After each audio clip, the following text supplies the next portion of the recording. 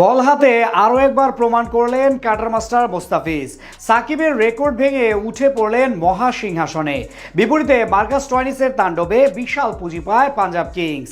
শেষ ম্যাচে তার দল দিল্লিও জবাব দেয় দারুণভাবে। ম্যাচ গড়ায় উত্তেজনাপূর্ণ অবস্থাতে। সেখান থেকে ম্যাচের অন্তিম ফলাফল ও ফিজের পারফরমেন্স নিয়ে বিস্তারিত জানবো রিপোর্টে। চলমান আইপিএলে এটাই ছিল মুস্তাফিজের শেষ ম্যাচ। ঠিক সেদিনই গড়েছেন এক অনন্য রেকর্ড। সাকিব আল হাসানকে সরিয়ে দুনিয়ার শীর্ষ ফ্র্যাঞ্চাইজি টুর্নামেন্টে বাংলাদেশি হিসেবে সর্বোচ্চ উইকেট শিকারী বনে গেলেন বাঁহাতি এই পেসার। আগের ম্যাচ হেরে শিরোপা রেস থেকে ছিটকে গিয়েছিল তার দল দিল্লি ক্যাপিটালস। তাই অনেকটাই নিয়ম রক্ষার ম্যাচে এদিন পাঞ্জাব কিংসের বিপক্ষে টস জিতে প্রথমে বোলিং করতে নামে ফ্র্যাঞ্চাইজিটি। এদিন ইনিংসের দ্বিতীয় ওভারে দিল্লির ক্যাপ্টেন ফাফ ডু প্লেসিস বল তুলে দিয়েছিলেন মুস্তাফিজুর রহমানের হাতে।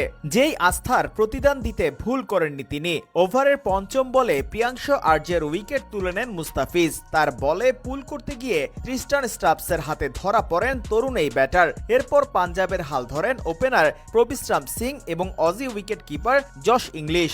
দুজন মিলে বেশ দেখে শুনেই খেলতে থাকেন দিল্লির বোলারদের বিপক্ষে। চতুর্থ ওভারে আরও একবার আক্রমণে আসেন মুস্তাফিজ। এবার অবশ্য দুই বাউন্ডারির সাথে দিয়ে যান 12টি রান। মাত্র 12 বলে 32 রানের ক্যামিও খেলে আউট হয়েছেন ইংলিশ। পাওয়ার প্লে শেষে পাঞ্জাবের সংগ্রহ দাঁড়ায় 2 উইকেটে 60 রান।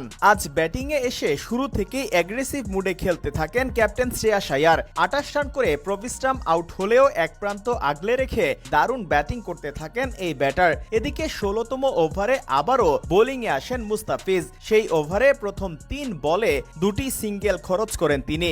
চতুর্থ বলে 9 বলে 11 রান করা শশাঙ্ক সিংকে আউট করেন কাটার মাস্টার। বাঁহাতি এই পেসারের স্লোয়ার বলে উইকেটের পেছনে ক্যাচ দেন শশাঙ্ক। 50 করার পর তার পথেই হেঁটেছেন শ্রেয়াস আয়ার। 34 বলে 53 রান করে তিনি ফিরেছেন কুলদীপ যাদবের স্পিন ফাঁদে পড়ে। শেষ দিকে পাঞ্জাবের হয়ে ঝড় তুলেছেন মার্কাস স্টোয়নিস। একের পর এক বাউন্ডারি হাঁকিয়ে দলকে নিয়ে যান 200 রানের গন্ডির দিকে। এমন অবস্থাতেই শেষ ওভার করতে আসেন মুস্তাফিজ। প্রথম বলে সিঙ্গেলের পর দ্বিতীয় বলে দিয়েছেন ডট। পরের বলে মার্কো ইয়ানসেনকে উইকেটের পেছনে ক্যাচ দিতে বাধ্য করেছেন টাইগার পেসার। শেষ পর্যন্ত স্টোয়নিসের 16 বলে 44 রানে ভর করে 206 রানের পুঁজি পায় পাঞ্জাব কিংস। আর বল হাতে 33 রান খরচায় 3 উইকেট নিয়েছেন মুস্তাফিজ।